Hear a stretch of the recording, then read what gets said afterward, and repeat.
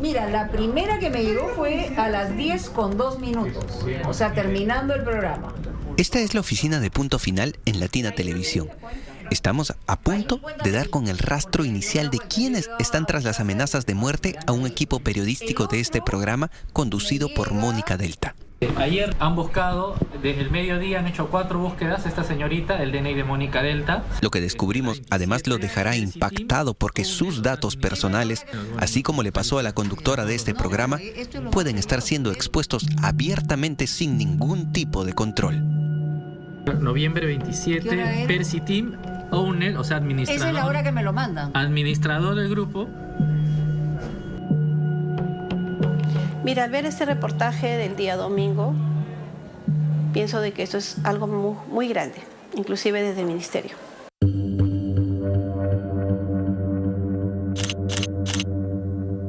Todo empezó en una investigación de Punto Final en donde revelamos cómo un grupo de personas ingresa fácilmente al sistema de notas del Ministerio de Educación y a cambio de dinero le genera un certificado de estudios a peruanos que nunca han pisado el colegio.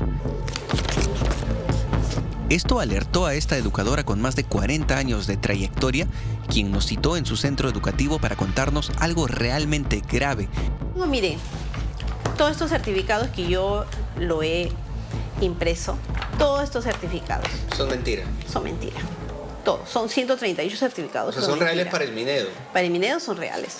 Porque miren, ese certificado tiene el QR. Usted lo pasa y sale automáticamente las notas que supuestamente han terminado.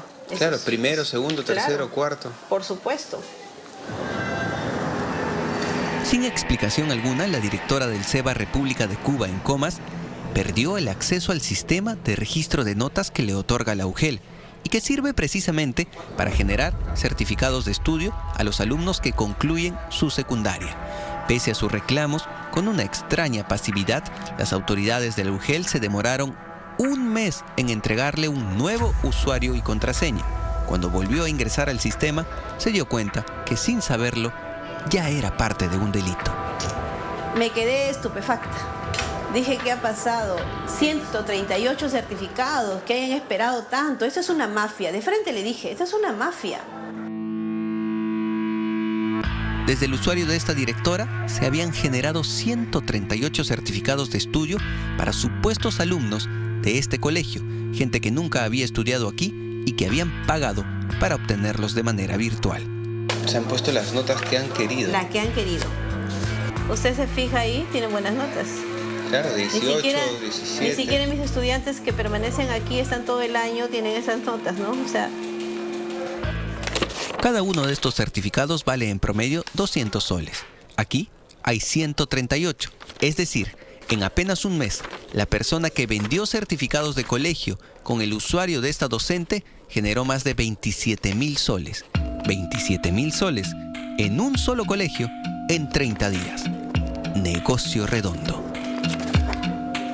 Mientras estaba emitiendo este reportaje, esta noche aquí en Punto Final, comenzaron las amenazas a través del WhatsApp a uno de nuestros colaboradores.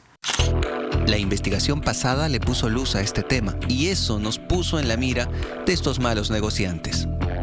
La cibercriminalidad en general es el segundo fuente de dinero después de las drogas, reemplazado a la trata de personas y al tráfico de piezas arqueológicas. Porque es plata, es mucha plata en juego.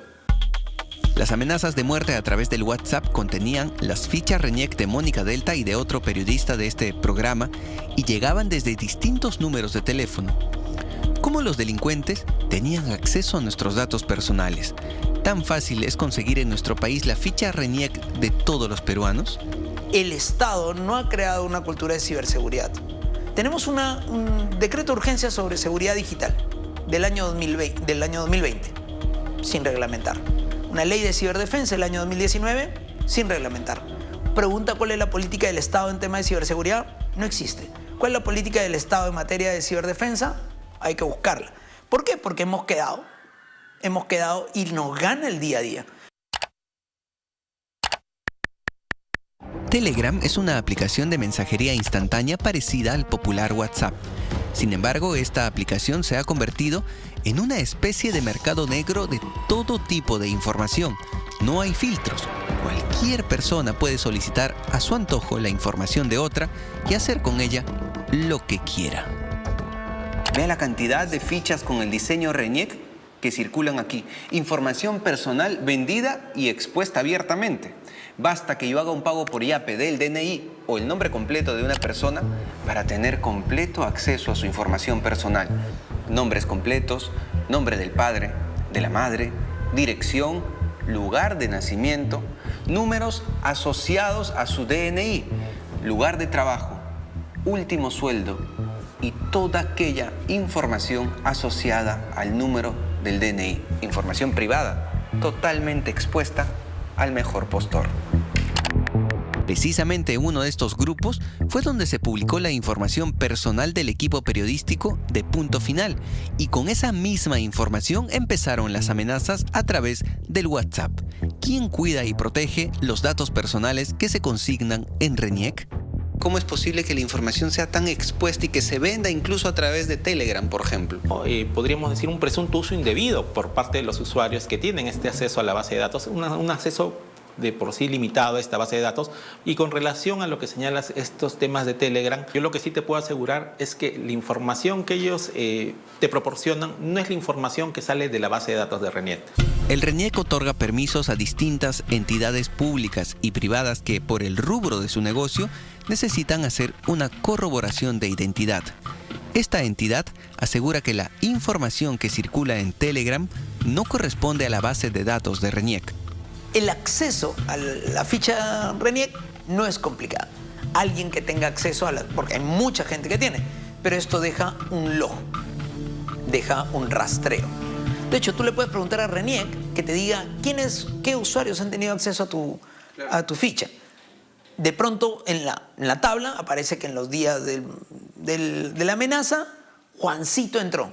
Ok, este Juancito resulta siendo que era funcionario del Ministerio de lo que fuera, o era un usuario que ya no debería tenerlo. Y entonces ahí tiene una responsabilidad de la entidad de no eliminar al usuario que ya no había pagado, que no tenía convenio. Este registro oficial nos revela quiénes, usando su usuario y contraseña, buscaron en RENIEC los datos personales de Mónica Delta y del periodista de este programa. Esa misma información luego fue usada para amenazar. Lo que tú has mostrado es un problema de ciberseguridad, no es un problema de hacking, porque no ha habido alguien desde afuera entrando al sistema, sino probablemente un trabajador que tenía un acceso y lo siguió utilizando porque nadie se fijó que había que borrarle el acceso.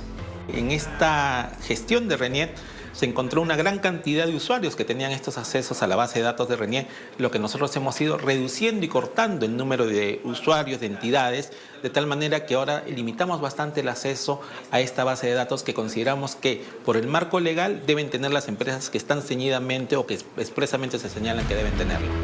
Carlos Alvarado Pereira, trabajador de Entel, figura en esta lista.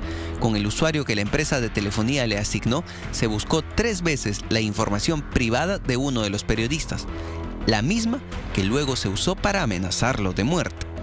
¿Actualmente él trabaja en Entel, no? No, ya no, hace 8 años, o sea, presentó carta de despido y todo.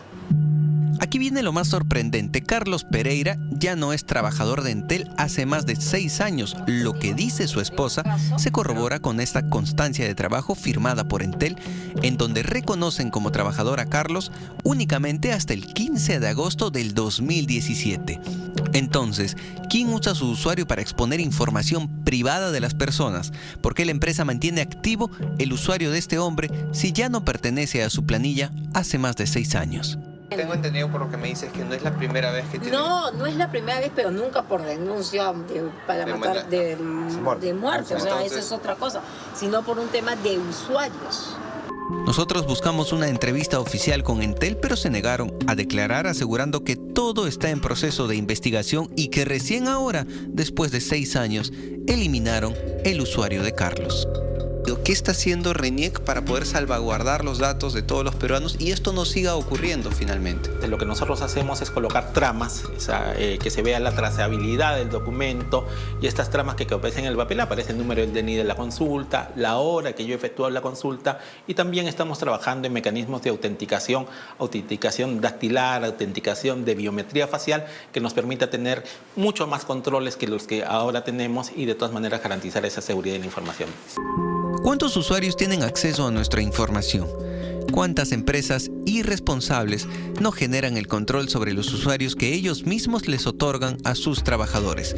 Mientras esto siga ocurriendo, una base de datos alterna seguirá alimentándose con toda nuestra información personal que ahora es vendida por cientos de soles a través de una aplicación que nadie ha podido frenar.